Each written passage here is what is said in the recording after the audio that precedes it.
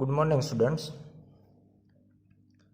આજે આપણે સુવાહકોનું સ્થિત વિદ્યુત શાસ્ત્ર ટોપિક જોવાનો છે.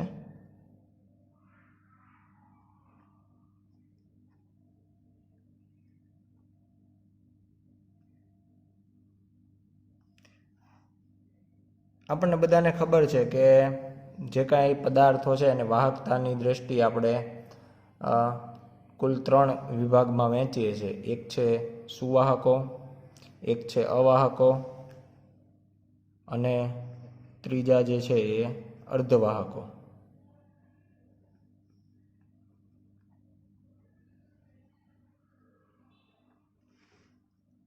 સુવાહકો જે છે એમાં મુક્ત ઇલેક્ટ્રોન હોય અને આ મુક્ત ઇલેક્ટ્રોનના કારણે વિદ્યુત અને ઉષ્માનું એ સરળતાથી વહન કરી શકે. અવાહકમાં આવા કોઈ મુક્ત ઇલેક્ટ્રોન હોતા નથી. અર્ધવાહકની અંદર અમુક પ્રમાણમાં મુક્ત ઇલેક્ટ્રોન હોય, ખૂબ જ ઓછી સંખ્યામાં હોય. સાથે સાથે હોલ જે હોય છે, આપણે ભવિષ્યમાં એ ટોપિક ભણવાનો છે. અત્યારે આપણે જે વાત કરીએ છીએ સુવાહકો, તો સુવાહકો જે કાંઈ પદાર્થો હોય એ ઘણી બધી રીતે વિદ્યુતનું વહન થતું હોય. ધારો કે કોઈ આપણે ધાતુ લઈએ તો એમાં મુક્ત ઇલેક્ટ્રોન હોય છે. કોઈ આપણે વિદ્યુત વિભાજ્ય દ્રાવણ લઈએ તો એના અંદર આયનો હોય, ધન આયન અને ઋણ આયન. તો એના કારણે પણ વિદ્યુત જે છે એનું વહન થતું હોય છે. તો આની સાથે સંકળાયેલા અમુક મુદ્દાઓ જે છે એ આજે આપણે ચર્ચા કરવાની છે કે સુવાહક જે છે એનું સ્થિત વિદ્યુત શાસ્ત્ર કેવું હોય છે. તો એમાં કોઈ પણ સુવાહક લઈએ એમાં પહેલી બાબત કે કોઈ પણ સુવાહક હોય તો વાહકના અંદરના વિસ્તારમાં વિદ્યુત ક્ષેત્ર શૂન્ય હોય. આના માટે આપણે 2 કિસ્સાઓ જોવાના છે કે જ્યારે આપણે કોઈ સુવાહક હોય અને બહારથી વિદ્યુતભાર, આધારો કે સુવાહક છે એને આપણે કોઈ વિદ્યુતભાર આપીએ તો એ વિદ્યુતભાર હંમેશા એની સપાટી ઉપર જ રહે. ધન આપીએ અથવા ઋણ આપીએ, કોઈ પણ પ્રકારનો વિદ્યુતભાર જો બહારથી એને આપવામાં આવે તો એ હંમેશા એની સપાટી ઉપર રહેશે. અથવા તો જો તમે એને વિદ્યુત ક્ષેત્રમાં મૂકો, બાહ્ય વિદ્યુત ક્ષેત્રની અંદર આપણે કોઈ સુવાહકને મૂકીએ તો પણ, એટલે આપણે બધા જ જેટલા પણ મુદ્દાઓ જોવાના છે એ આ બંને કિસ્સાના જોવાના છે કે જો વિદ્યુતભાર બહારથી આપવામાં આવે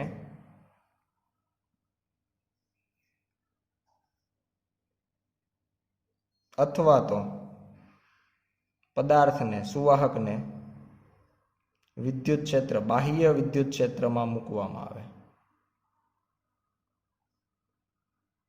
એટલે આગળના જે કાંઈ મુદ્દાઓ છે એ પણ આપણે આ બંનેને આધારે જ વાત કરવાની છે કે વાહકના અંદરના વિસ્તારમાં વિદ્યુત ક્ષેત્ર શૂન્ય હોય છે.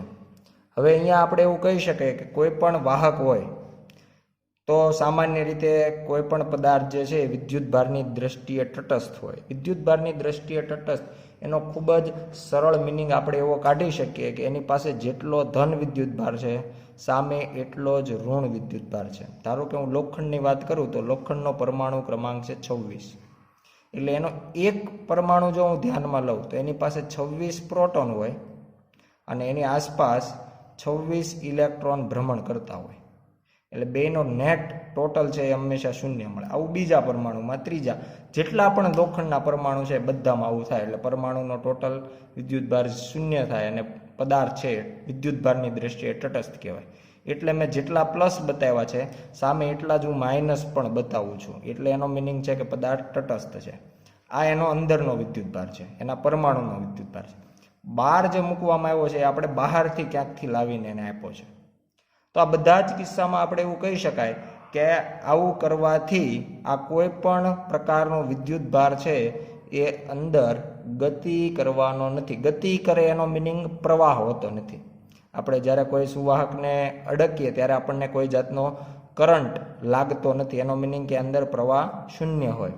અને પ્રવાહ શૂન્ય હોય છે એ વસ્તુ એવું દર્શાવે છે કે અંદરના વિસ્તારમાં વિદ્યુત ક્ષેત્ર જે છે એ શૂન્ય છે. આવું જ વિદ્યુત ક્ષેત્રમાં જો તમે પદાર્થને મૂકો તો પણ આ જ પ્રમાણે પ્રવાહ જોવા મળતો નથી.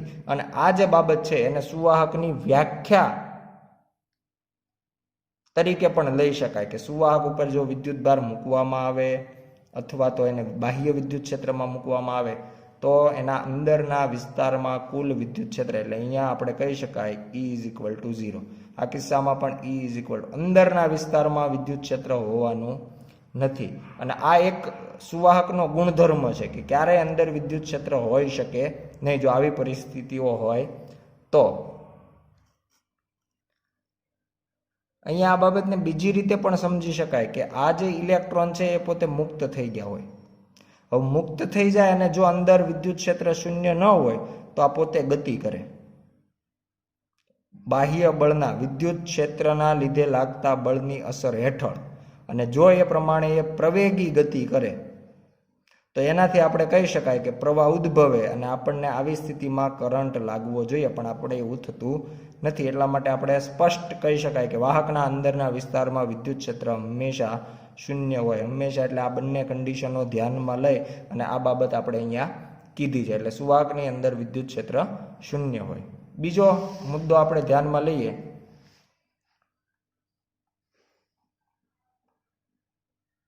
કે વાહકના પૃષ્ઠ પરના બધા જ બિંદુએ વિદ્યુત ક્ષેત્ર સ્થાનિક રીતે પૃષ્ઠને લંબ રૂપે હોય છે. અહીંયા આપણે વાત કરીએ છીએ કે જ્યારે આપણે વાહકને વિદ્યુત ક્ષેત્રમાં મૂક્યો હોય અથવા વિદ્યુત ક્ષેત્રમાં ન હોય, ઉપરાંત વાહકની સપાટી પર વિદ્યુત ભાર હોય કે ન હોય, આ બધા જ કિસ્સામાં આપણને તો પણ વાહકની પૃષ્ઠ પરના દરેક બિંદુએ વિદ્યુત ક્ષેત્ર સ્થાનિક રીતે પૃષ્ઠને લંબ રૂપે જ હોય. નોર્મલી આપણે એવું વિચારીએ કે આપણે કોઈ સુવાહક લીધો અને બહાર એના સપાટી ઉપર વિદ્યુત ભાર મૂકવામાં આવ્યો છે. હવે જો આ રીતે આપણે વિદ્યુત ભાર મૂકીએ તો આ સુવાહક છે નક્કર છે, એટલે અંદરના ભાગની આપણે કોઈ વાત કરવાની નથી, કારણ કે ધન વિદ્યુત ભારમાંથી જો ક્ષેત્ર રેખા આ તરફ જાય તો અહીંયા ક્યાંયથી બહાર નીકળી શકે તેમ નથી. એટલે આ શક્યતા છે જ નહીં કે આવી કોઈ ક્ષેત્ર રેખા હોય. અહીંયા જે વિદ્યુત ભાર છે એમાંથી હંમેશા ક્ષેત્ર રેખા છે એ સપાટીને લંબ રૂપે બહાર નીકળશે. એટલે એના માટે તમે આ પ્રમાણે વિદ્યુત ભાર ધન લીધો છે તો એમાં ક્ષેત્ર રેખાઓ બહાર નીકળશે અને એ સપાટીને હંમેશા લંબ રૂપે જ બહાર નીકળશે, આવું સ્પષ્ટપણે કહી શકાય. જો આવું ન હોય, ધારો કે આપણે આમ બતાવવાને બદલે આપણે કોઈ પદાર્થ લીધો, એની સપાટી ઉપર જે વિદ્યુત ભાર છે એમાંથી સપાટી જે છે એને લંબ રૂપે નીકળવાને બદલે, એટલે ખરેખર આપણે જે બતાવવાની હોય એ લંબ રૂપે આમ હશે, પણ જો આમ ન વિચારીએ અને એના કરતાં કદાચ એવું વિચારીએ કે આમાંથી આ રીતે હોય છે, તો અહીંયા આપણે જે વિદ્યુત ક્ષેત્ર ધ્યાનમાં લીધું છે એના તમે આ ઓરિજિનલ છે, ખરેખર આ હોય. પણ જો આપણે આ પ્રમાણે કોઈ વિદ્યુત ક્ષેત્ર ધ્યાનમાં લઈએ તો આના તમને બે ઘટક મળે. એક સપાટી જે છે એને સમાંતર અને બીજો સપાટીને લંબ. તો સપાટીને લંબ જે છે એ બરાબર છે, પણ સપાટીને સમાંતર ઘટક છે એના કારણે અહીંયા રહેલા વિદ્યુત ભાર પર સપાટીને સમાંતર એવું બળ લાગશે અને આ વિદ્યુત ભાર અહીંયા રહી શકે નહીં, એના જગ્યાએ ગતિ કરશે. પણ આપણે સ્પષ્ટ મુદ્દા નંબર 1માં કીધું કે વિદ્યુત ભાર જે રહેલો છે સપાટી ઉપર એ સ્થિર હોવાનો છે અને એના કારણે આપણે વિદ્યુત ક્ષેત્ર અંદરના ભાગમાં શૂન્ય હોય, એટલે કે આવી કોઈ દિશામાં વિદ્યુત ક્ષેત્ર હોઈ શકે નહીં. વિદ્યુત ક્ષેત્ર હંમેશા સ્થાનિક રીતે પૃષ્ઠને હંમેશા લંબ રૂપે જ હશે. હવે વાત કરીએ આગળના મુદ્દા નંબર 3ની, કે જ્યારે આપણે સ્થિર સ્થિતિમાં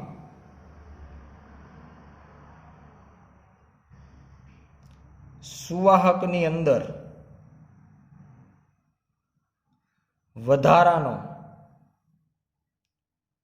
કોઈ વિદ્યુત ભાર હોતો નથી અથવા આપણે એવું કહી શકીએ કે સ્થિર સ્થિતિ હોય ત્યારે સુવાહકની અંદર જે ટોટલ કુલ નેટ વિદ્યુતભાર છે એ શૂન્ય હોય. એટલે આનો બીજો મિનિંગ એવો કહી શકાય કે સુવાહકની અંદર કુલ વિદ્યુતભાર શૂન્ય થાય.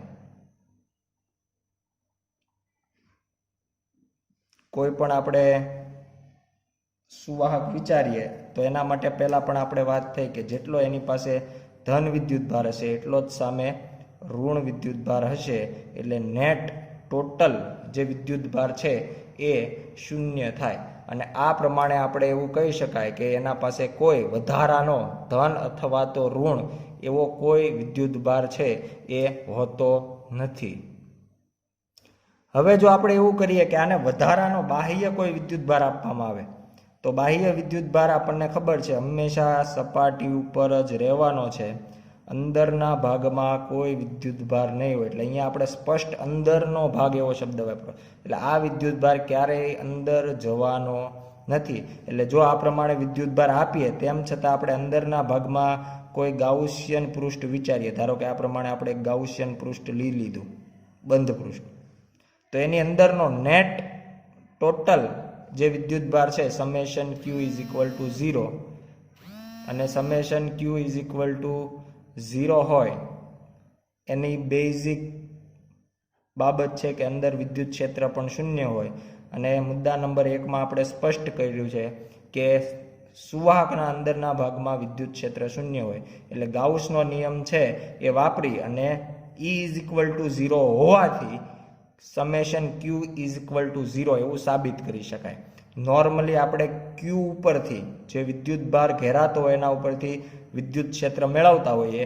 અહીંયા આપણને પહેલેથી ખબર છે કે સુવાહકમાં કોઈ જાતનો વિદ્યુત ક્ષેત્ર હોતું નથી અંદરના ભાગમાં.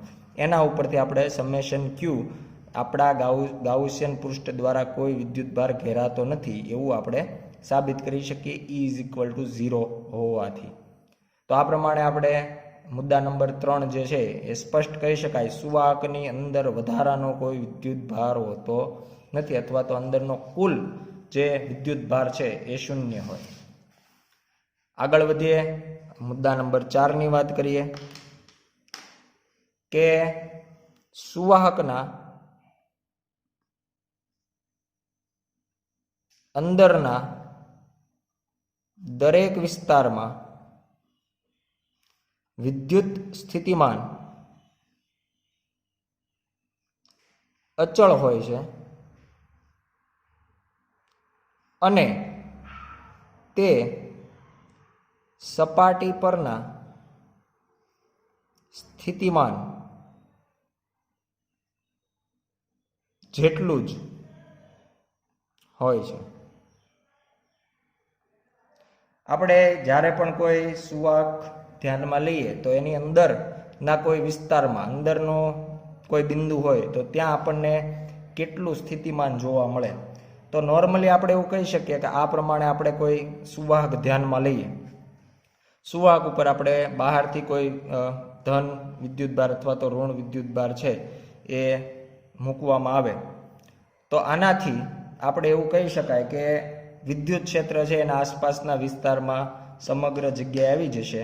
હવે અનંત અંતરે કોઈ રહેલો વિદ્યુતભાર હોય એકમ ધન વિદ્યુતભાર ક્યુ, એને આપણે સપાટી ઉપર લાવીએ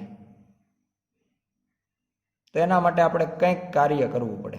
એને આપણે W1 કહીએ. જે કંઈ કાર્ય થાય એ આના ઉપરનો ટોટલ વિદ્યુતભાર ક્યુ ધારી લઈએ તો એ બધો જ્યારે બહારના ભાગની વાત કરતા હોય ત્યારે કેન્દ્ર ઉપર ગણી શકાય. અને એના લીધે આપણને ખબર છે આજુબાજુ કંઈક વિદ્યુત ક્ષેત્ર હોય અને એના લીધે કહી શકાય કે કંઈક કાર્ય જે કરવું પડ્યું એ કાર્યનું મૂલ્ય કે ક્યુ અપોન આર, જે કેપિટલ આર છે એ આપણા સુવાહકની ત્રિજ્યા છે. તો આ પ્રમાણે આપણને ક્યુ સ્મોલ ક્યુ અપોન આર જેટલું કાર્ય કરવું પડશે. હવે બીજી બાબત કે ધારો કે આનો આ જ વિદ્યુતભાર કદાચ જો આપણે સપાટીની અંદર અહીંયા લઈ જઈએ તો આ ટોટલ કાર્યને આપણે બે ભાગમાં વિભાજિત કરી દઈએ. પહેલા આ વિદ્યુતભારને આપણે સપાટી પર લાવ્યા, સપાટી ઉપરથી પછી અંદર લઈ ગયા તો આને કહી દઈએ W2 ડેશ, આને કહી દઈએ W2 ડબલ ડેશ. તો ટોટલ નેટ કાર્ય કેટલું થશે તો કે W2 ડેશ એટલે પહેલાં તો અનંત અંતરથી આપણે ક્યાં લેવા તો કે કેન્દ્રથી સપાટી ઉપર એટલે કે R જેટલા અંતરે, એટલે કાર્ય થશે કે Q upon R W2 double dash. હવે ફરીથી એ વિદ્યુતભારને સપાટીથી અંદર લેવા, પણ સપાટીથી અંદર લાવીએ અંદરના વિસ્તારમાં વિદ્યુત ક્ષેત્ર શૂન્ય, બહારના વિસ્તારમાં વિદ્યુત ક્ષેત્ર અહીંયા હતું પણ સુવાહકની અંદરના ભાગમાં વિદ્યુત ક્ષેત્ર શૂન્ય, તો વિદ્યુત ક્ષેત્રની વિરુદ્ધ કરવું પડતું કાર્ય પણ શૂન્ય. તો ટોટલ આપણે અનંત અંતરથી સુવાહકની અંદરના કોઈ બિંદુએ કુલ કાર્ય જો W2 હોય તો W2 is equal to W2 dash plus W2 double dash is equal to કે capital Q small q upon R. તો અહીંયા આના ઉપરથી કહી શકાય કે આ તો W1 જેટલું જ થયું. એટલે W1 કયું તો કે માત્ર સપાટી ઉપર લાવ, એટલે કે આપણે અનંત અંતરથી એકમ ધન વિદ્યુતભારને સપાટીએ લાવીએ કે અનંત અંતરથી અંદરના કોઈ બિંદુએ લાવીએ, બંનેમાં થતું કાર્ય શૂન્ય. ને આ જે કાર્ય છે એને જ આપણે વિદ્યુત સ્થિતિમાનનો તફાવત અથવા વિદ્યુત સ્થિતિમાન તે બિંદુનું ગણીએ છીએ. તો એટલા માટે કહી શકાય કે કદાચ સપાટીથી કોઈ પણ બિંદુએ લઈ જવામાં આવે અંદર કોઈ જાતનું કાર્ય કરવું પડતું નથી. એટલા માટે કહી શકાય કે સુવાહકના અંદરના કોઈ પણ બિંદુએ સ્થિતિમાન છે એ સપાટીના સ્થિતિમાન જેટલું જ હોય છે. તો આ પ્રમાણે આપણે બહુ સ્પષ્ટ યાદ રાખવાનું છે કે વિદ્યુત ક્ષેત્ર શૂન્ય હોય તો જરૂર નથી કે સ્થિતિમાન પણ શૂન્ય થાય. આ બધા જ બિંદુ અહીંયા જે આ બિંદુઓ આપણે જે ડાર્ક કર્યા છે બધા જ બિંદુએ વિદ્યુત ક્ષેત્ર શૂન્ય છે પણ એનું સ્થિતિમાન શૂન્ય બનતું નથી. એનું સ્થિતિમાન Q અપોન R બનશે, કારણ કે સ્મોલ q છે એકમ ધન વિદ્યુતભાર લેવાનો છે. આગળ વધીએ મુદ્દા નંબર 5ની વાત કરીએ. મુદ્દા નંબર 5 જે છે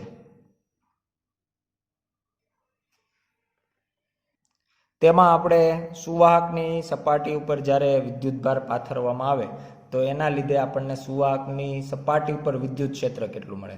અંદરના ભાગમાં શૂન્ય જ હોય પણ સપાટી ઉપર કેટલું મળે, એટલે કે વિદ્યુત ભારિત વાહકના પૃષ્ઠ પરના કોઈ બિંદુએ વિદ્યુત ક્ષેત્ર એકનું મૂલ્ય કેટલું હોય એ આપણે મેળવીએ. તો એના માટે અહીંયા આપણે એક સુવાહક ધ્યાનમાં લઈએ અને સુવાહકની સપાટી ઉપર આપણે ધન વિદ્યુતભાર છે એ પાથરી દઈએ. આપણે બધા જ બાબતમાં ધન વિદ્યુતભાર લઈએ છીએ પણ જરૂરી નથી, ઋણ પણ હોઈ શકે, એનાથી કોઈ ફરક પડતો નથી. તો હવે આપણે અંદરના ભાગમાં સ્પષ્ટ છીએ કે વિદ્યુત ક્ષેત્ર શૂન્ય હોય પણ એક્ઝેક્ટ સપાટી ઉપર એના વિદ્યુત ક્ષેત્રનું મૂલ્ય કેટલું હોય એના માટે બીજી બાબત કે ભાઈ આપણને એ પણ ખબર છે કે ક્ષેત્ર રેખાઓ હંમેશા સપાટીને લંબ રૂપે જ બહાર નીકળશે. એટલે અહીંયા આપણે વાત કરીએ તો વિદ્યુત ક્ષેત્રની દિશા આ તરફની હશે. આવા કોઈ બિંદુએ આપણે પહેલાં તો એક ગાઉસના નિયમનો ઉપયોગ કરવો છે. એટલા માટે એક ગાઉસિયન પૃષ્ઠનો વિચાર કરી લઈએ કે અહીંયા આપણે એક ગાઉસિયન પૃષ્ઠ વિચારીએ. એકદમ નાનું એવું નળાકાર એટલે કે પિલ બોક્સ લઈએ આપણે. આ પ્રમાણેનું નળાકાર જે છે આપણે લીધું છે. તો એના માટે નળાકાર જે છે એને પોતાને 3 સપાટીઓ હોય, 2 વર્તુળાકાર એટલે પહેલી અને બીજી છે એ વર્તુળાકાર છે અને ત્રીજી છે એ નક્કર એટલે કે આ પેન જે છે એને આ બાજુ એ વર્તુળ ભાગ થયો, આ તરફ પણ વર્તુળ ભાગ હશે અને આ ચારેય બાજુ જે છે એનો વક્ર ભાગ થયો. તો એવા 3 ભાગમાં આપણે આખા નળાકાર પિલ બોક્સને વહેંચી દીધું છે. પહેલો જે ભાગ છે, પહેલું જે પૃષ્ઠ છે એ આપણે એવું કહી શકાય કે અંદરના ભાગમાં સુવાહકના અંદરના ભાગમાં છે જ્યાં વિદ્યુત ક્ષેત્ર શૂન્ય છે. એટલે એના માટે આપણે કોઈ ગણતરી કરવાની રહેતી નથી. ત્રીજો જે ભાગ છે જે વક્ર ભાગ છે એમાંનો ઘણો ખરો ભાગ જે છે એ અંદરના ભાગમાં વાહકના અંદરના ભાગમાં છે એટલે એના માટે પણ બહુ અલગથી ગણતરી કરવાની નથી. જે ભાગ બહાર છે એમાં એનો ક્ષેત્રફળ સદિશ અને વિદ્યુત ક્ષેત્રફળ સદિશ જે છે એ આ દિશામાં હોવાના છે અને વિદ્યુત ક્ષેત્ર જે છે આપણે અહીંયા બતાવ્યું છે તો બંને પરસ્પર લંબ હોવાથી એની સાથે પણ કોઈ જાતનું ફ્લક્સ સંકળાતું નથી. એટલે એક માટે આપણે એવું કહી શકીએ કે ત્યાં વિદ્યુત ક્ષેત્ર શૂન્ય છે. બે માટે કહી શકાય કે E અને A પરસ્પર લંબ છે એટલે ફ્લક્સ શૂન્ય થાય. 3 માટે. અને 2 નંબરની જે સપાટી છે, આપણે સપાટીઓને જે નંબર આપ્યા છે એની વાત કરીએ છીએ. તો હવે માત્ર સપાટી નંબર 2 સાથે જે ગણતરી કરવાની છે એની જ ગણતરી કરીએ તો એનું ક્ષેત્રફળ નળાકાર જે અહીંયા મળે એનું ક્ષેત્રફળ જે છે આખો જે નળાકાર હોય એ આ પ્રમાણેનો છે. તો આ નળાકારનો એક માત્ર આ જે બહારનો ભાગ છે એનું ક્ષેત્રફળ ધારો કે ds જેટલું છે. ક્ષેત્રફળ લીધું ds જેટલું. અને એ ક્ષેત્ર રેખા પણ એમાંથી લંબ રૂપે બહાર નીકળે છે એટલે વિદ્યુત ક્ષેત્ર સદિશ અને પૃષ્ઠ ક્ષેત્રફળ સદિશ બંને એકબીજાને લંબ એટલે એના માટે flux phi is equal to E dot ds is equal to ગાઉસનો નિયમ વાપરીએ સમેશન ક્યુ અપોન એપ્સિલોન. હવે સમેશન ક્યુ માટે અહીંયા એક મહત્વની બાબત આપણે લઈએ કે ધારો કે આપણે જે વિદ્યુતભાર આના ઉપર વિતરિત કર્યો છે એની પૃષ્ઠ વિદ્યુતભાર ઘનતા સિગ્મા જેટલી છે. પૃષ્ઠ વિદ્યુતભાર ઘનતા સિગ્મા જેટલી છે.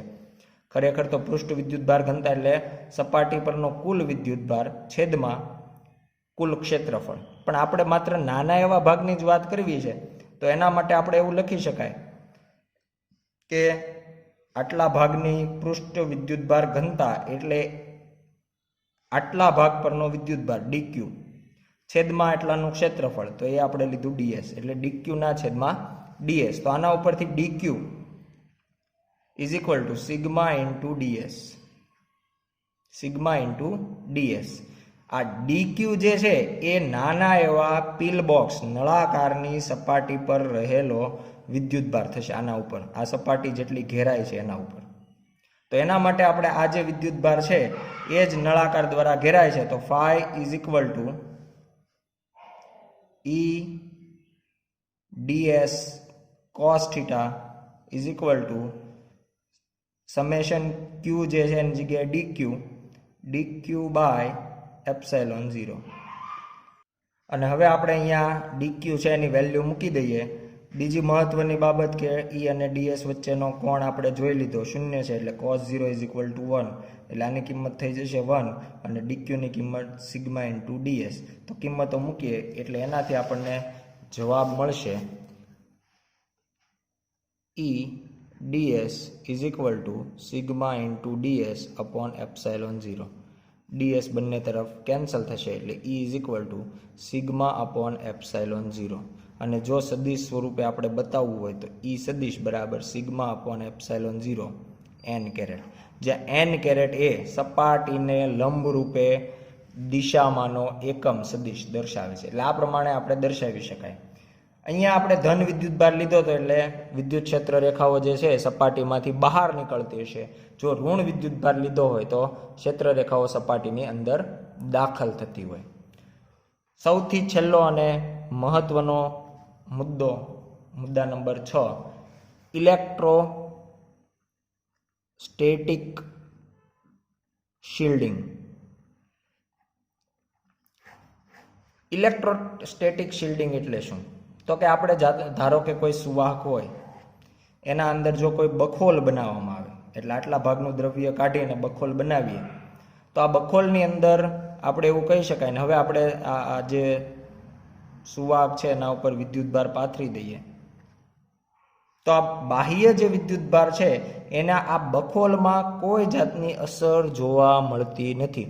એટલે કે આ બખોલ જે છે એ કવચનું કામ કરે છે. અંદર રહેલા વિદ્યુતભાર અથવા તો જે કંઈ વસ્તુ આપણે અંદર મૂકીએ છીએ એના બાહ્ય વિદ્યુત ક્ષેત્રથી એનું રક્ષણ થાય છે. એને આપણે ઇલેક્ટ્રોસ્ટેટિક શિલ્ડિંગ કહીએ છીએ. એટલે આ જે અહીંયા આપણે પહેલો કિસ્સો એવો લઈએ કે બાહ્ય વિદ્યુતભાર આપણે અહીંયા પાથરી દેવામાં આવ્યો છે. ધારો કે કેપિટલ Q જેટલો છે. હવે આટલા ભાગની અંદર દ્રવ્ય છે, સુવાહકનું દ્રવ્ય અહીંયા છે, અહીંયા આપણે બખોલ બનાવી છે એટલે આ ભાગમાં સ્પષ્ટ કહી શકાય વિદ્યુત ક્ષેત્ર 0 અને નેટ કુલ વિદ્યુતભાર પણ 0 હોય. અંદરના ભાગમાં કોઈ જાતનો વિદ્યુતભાર હોતો નથી. હવે આપણે એવું કહીએ કે ધારો કે અંદર કોઈ સ્મોલ ક્યુ વિદ્યુતભાર મૂકવામાં આવે, તો આ સ્મોલ ક્યુ વિદ્યુતભારના કારણે હવે શું થશે, તો કે અહીંયા જે વિદ્યુતભાર જે છે સુવાહકનો, એમાંનો આ જે ઋણ વિદ્યુતભાર છે એ ધીમે ધીમે ગતિ કરી અને બખોલની સપાટી ઉપર આવશે. કેટલો વિદ્યુતભાર આવશે, તો કે -q જેટલો. જેટલો અંદર તમે ધન મૂક્યો છે એટલો જ બખોલની સપાટી ઉપર માઇનસ આવશે, એટલે -q.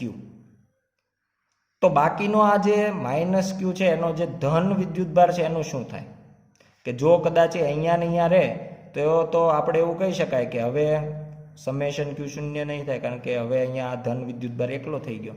ધન વિદ્યુતભાર એકલો થાય તો વિદ્યુત ક્ષેત્ર પણ શૂન્ય નહીં. પણ સુવાહક માટે હંમેશા વિદ્યુત ક્ષેત્ર શૂન્ય હોય, એટલે આ ધન વિદ્યુતભાર સપાટી પર ખુલ્લો થશે. સપાટી પર ખુલ્લો થશે એટલે કે હવે સપાટી ઉપર q હોવાના બદલે q પ્લસ સ્મોલ q જેટલો વિદ્યુતભાર થશે. એટલે કે જો કદાચ બખોલની ફરતે તમે કોઈક એક ગાઉસિયન પૃષ્ઠ વિચારો તો પણ બખોલની અંદર +q અને એની સપાટી ઉપર -q, એટલે આપણા ગાઉસિયન પૃષ્ઠની અંદરનો કુલ વિદ્યુતભાર શૂન્ય થઈ ગયો. એટલે કોઈ જાતનું અંદર વિદ્યુત ક્ષેત્ર હશે નહીં. ગાઉસનો નિયમનો ઉપયોગ કરીને E = 0 સાબિત કરી શકાય. એટલે જો સપાટી ઉપર તમે વિદ્યુતભાર મૂકો તેમ છતાં અંદરના ભાગમાં તમને કોઈ વિદ્યુત ક્ષેત્ર મળવાનું નથી. આ જે છે એને આપણે ઇલેક્ટ્રોસ્ટેટિક શિલ્ડિંગ એવી અસર કહીએ છીએ. બીજી બાબત કે કદાચ આપણે જો આવા પદાર્થને, આવો જે પદાર્થ છે એને કદાચ વિદ્યુત ક્ષેત્રમાં મૂકીએ, તો બાહ્ય વિદ્યુત ક્ષેત્રમાં જ્યારે આવો પદાર્થ મૂકીએ ત્યારે પણ આપણને કંઈક આવી અસર જોવા મળે છે કે આ અહીંયા આપણે એવું વિચારી શકીએ કે ધન વિદ્યુતભાર હોય, બીજા છેડે આપણે એવું વિચારી શકીએ કે ઋણ વિદ્યુતભાર હોય.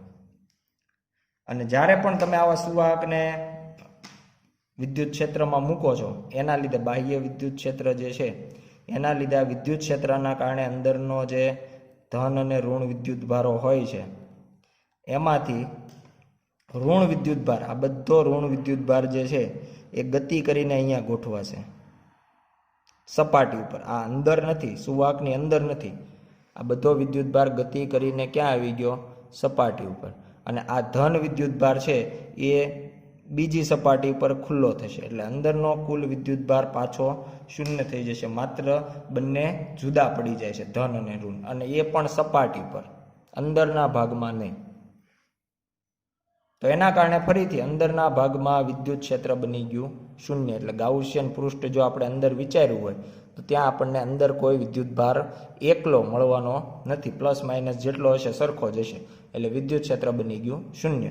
અને આના અંદર જો બખોલ વિચારવામાં આવે, આવા પદાર્થની અંદર આ બાજુ ઋણ આવી ગયો, બીજી બાજુ ધન આવી ગયો, બાહ્ય વિદ્યુત ક્ષેત્ર. આના અંદર જો બખોલ વિચારવામાં આવે તો પણ તમે બખોલની ફરતે જો ગાઉસિયન પૃષ્ઠ વિચારો તો નેટ વિદ્યુતભાર શૂન્ય હોવાના કારણે વિદ્યુત ક્ષેત્ર શૂન્ય જ મળે. અને આના અંદર ફરીથી એવું વિચારીએ કે અંદર કોઈક વિદ્યુતભાર મૂકી દીધો, પ્લસ અથવા માઇનસ, તો અંદર જો પ્લસ હોય તો આની અંદરનો જે વિદ્યુતભાર છે એમાંનો ઋણ વિદ્યુતભાર બખોલની સપાટી પર જમા થાય અને ધન વિદ્યુતભાર જે છે એ બાહ્ય સપાટી પર આવી જશે. એટલે ફરીથી આપણને સમેશન q જે છે એ શૂન્ય મળે અને નેટ વિદ્યુત ક્ષેત્ર છે એ પણ શૂન્ય મળે. એટલે બાહ્ય વિદ્યુત ક્ષેત્ર ગમે તેટલું પ્રબળ હોય એનાથી અંદરના ભાગમાં આપણને કોઈ અસર થવાની નથી. એટલે આનું એક ઉદાહરણ એવું આપી શકાય કે આપણે કોઈ કારની અંદર બેઠા હોઈએ, કારની અંદર, તો કારની અંદર જો બેસવામાં આવે ને, કાર સંપૂર્ણ સુવાહકની બનેલી હોય તો બહાર જે વીજળી થતી હોય તો વીજળીની આપણા ઉપર કોઈ અસર થશે નહીં. એટલે વ્યક્તિ જે છે એ બહારના વિદ્યુત ક્ષેત્રથી, સંપૂર્ણ સુવાહકની બનેલી કાર હોય એમાં આપણને બહારની વીજળી દ્વારા રક્ષણ મળી શકે. આ જે અસર છે એને કહેવાય ઇલેક્ટ્રોસ્ટેટિક શિલ્ડિંગ. આભાર.